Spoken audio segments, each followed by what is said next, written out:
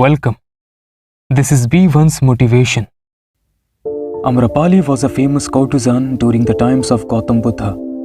Due to her stunning appearance, she was declared Nagarbadhu, which means wife of the entire village.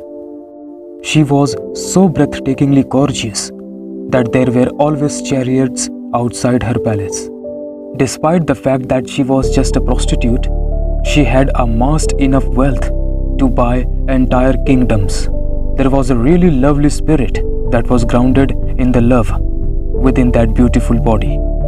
But she was hurting inside because being a courtesan, she must satisfy the king's and emperor's sexual desires, and she was getting paid for it.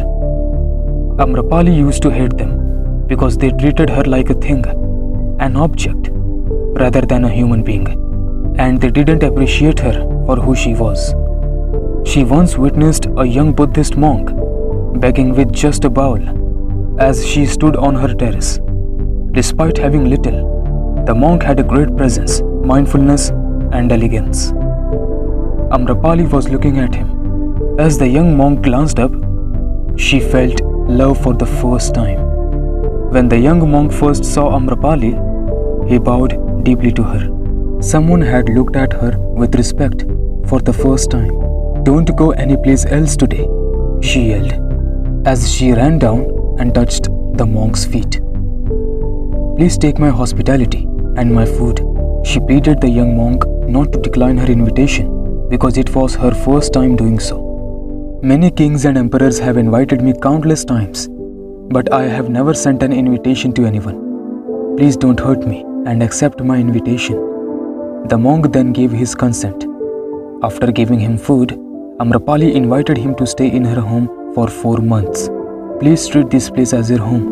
I won't disturb you for anything. Be comfortable with your stay here for next 4 months." During the raining season, Buddhist monks stay put for 4 months. They spend those 4 months in one location where they might find shelter. In response, the young monk said, "I'll ask my master. If he'll let me, then I'll come." The monk then left, and while on the way to assembly, the other monks who noticed all this went to Buddha first and said to stop the monk. He has received an invitation from Amrapali to stay in her home for next 4 months. Furthermore, it is not good for a monk to spend months living in a prostitute's home. "Keep quiet. Let him come," said Buddha. Young monk approached the Buddha, touched his feet, and told him the entire tale. He mentioned that a woman had invited him to her home, and she is a courtesan. "She invited me to live in her home for 4 months. I told her I checked with my master, so I am here, and I'll do whatever you want." Buddha looked him in the eyes and said, "You are welcome to stay." One of the monks stood up and said, "This is incorrect.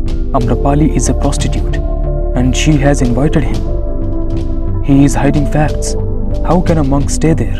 Buddha said, "I am letting him stay there since he hasn't used the word prostitute, and he respects her." Everyone shocked. No one was ready to believe that Buddha allowed a monk to stay in prostitute's house for months. The young monk went to stay with Amrapali. The other monks started chatting among themselves. Buddha stayed calm. "I believe the monk and know that 4 months will pass. He didn't have any desire as I stared into his eyes. If a monk meditates deeply, he will change Amrapali. And if his meditation is superficial, Amrapali may change him. The choice is now between meditation and a physical attraction. Let's see after 4 months." Despite this, other monks believed Buddha to be too trusting. Amrapali is too gorgeous and that monk is too young. 4 months passed, and the young monk returned and touched Buddha's feet. Amrapali came right behind him. The young monk said, "She is Amrapali, and she desires to join the community. She is a distinctive woman. She has a pure soul with the beauty as you can see." Amrapali fell on Buddha's feet and said, "I tried my best to entice this young monk, but it was all for nothing. Instead, he persuaded me by making me aware of how close you are to actual life. I want to donate all of my possessions to your monks' commune." Amrapali later became one of the Buddha's followers who had attained enlightenment. Buddha said to his commune, "If you are afraid of being in the company of a prostitute, it has nothing to do with the prostitute. Because you have suppressed your sexuality, that fear is coming within you. When you are clean, all judgment falls away. Remember, we need to get rid of sexual desire.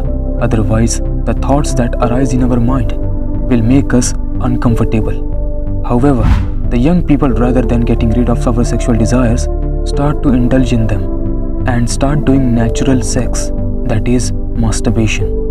But if you see, we need to control our mind and start conserving this energy. Never forget that our semen is our energy. Use the same energy in any field of life and you will see great success. Many great personalities in this world achieved a lot, and we can do it. You may simply control the sexual thoughts that come to mind by meditation and good thoughts. If your meditation practice is powerful, then no one can take control on your thoughts and do miracles in life for a successful life. Stay happy, stay blessed, and always be one's motivation. Thank you so much for watching.